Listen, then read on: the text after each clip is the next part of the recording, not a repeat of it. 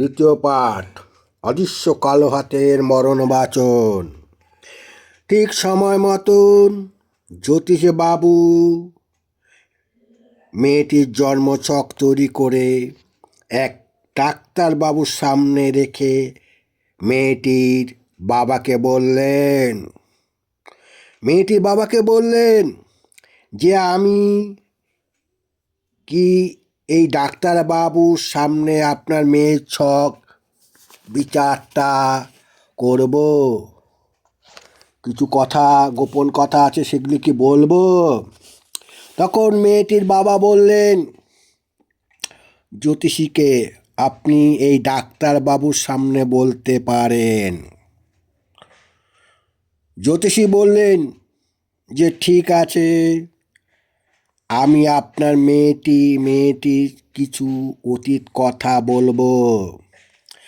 যদি ঠিক হয় তাহলে বুঝবে যে আপনার মেয়ের জন্ম তারিখ ঠিক আছে।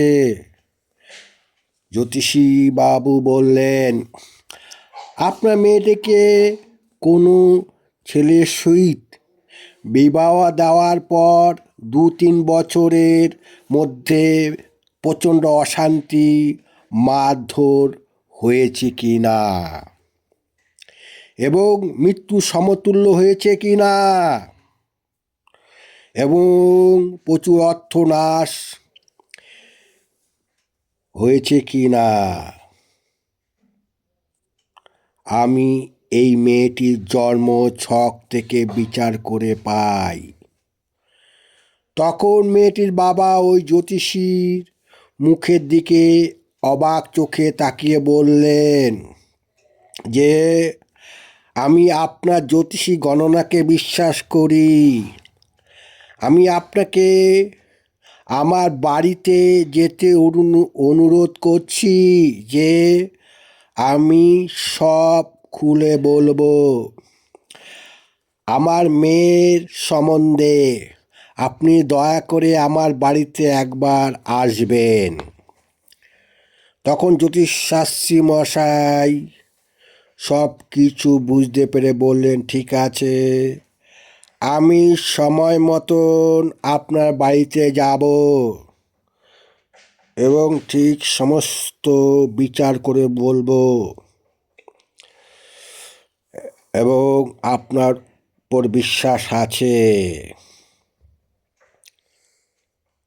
2-4 দিন পর ওই মেয়েটি বাড়ি গিয়ে মেয়েটির বাবা মা ও মেয়েটির তার জন্মছক বিচার করে বলতে লাগলেন যে আপনার মেয়ের বিবাহ ও অর্থ নাশ এবং মৃত্যুর ভয় ঘটেছে কি না, মৃত্যুর ভয়, তাহলে আমাকে সঠিক বিচার করে বলতে পারবো। আপনি সত্যি কথা বলতে হবে যে আমি এই জন্মছক থেকে যে বিচার করছি সেটা ঠিক হয়েছে কি না। তখন মেয়েটি বাবা মা এবং মেয়েটি বলল যে আপনি কি করে এই ধরনের সত্যি কথাটা এই জন্ম ছক দিয়ে বললেন?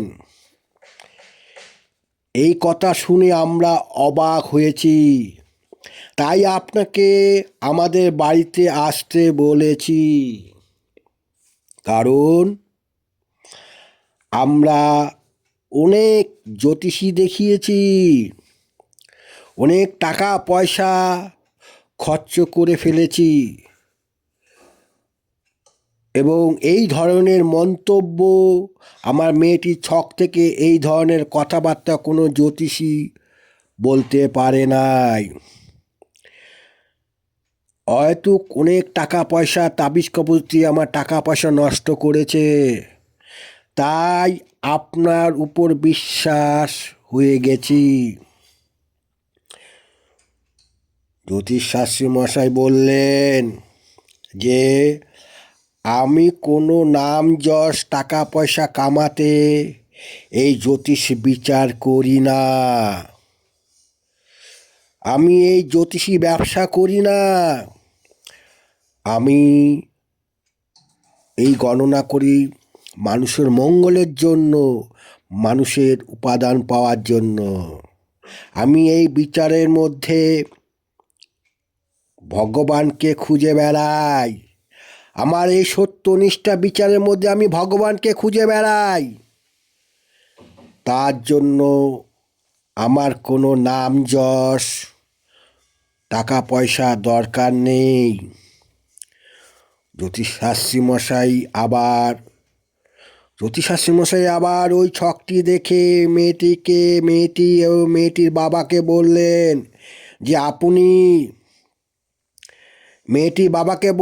যে আপনি একটু ঠিকঠাক করে চলন বলন করবেন, কারণ আপনার 1 থেকে 2 বছর মধ্যে আত্মঘাতী মৃত্যু হওয়ার সম্ভাবনা আছে।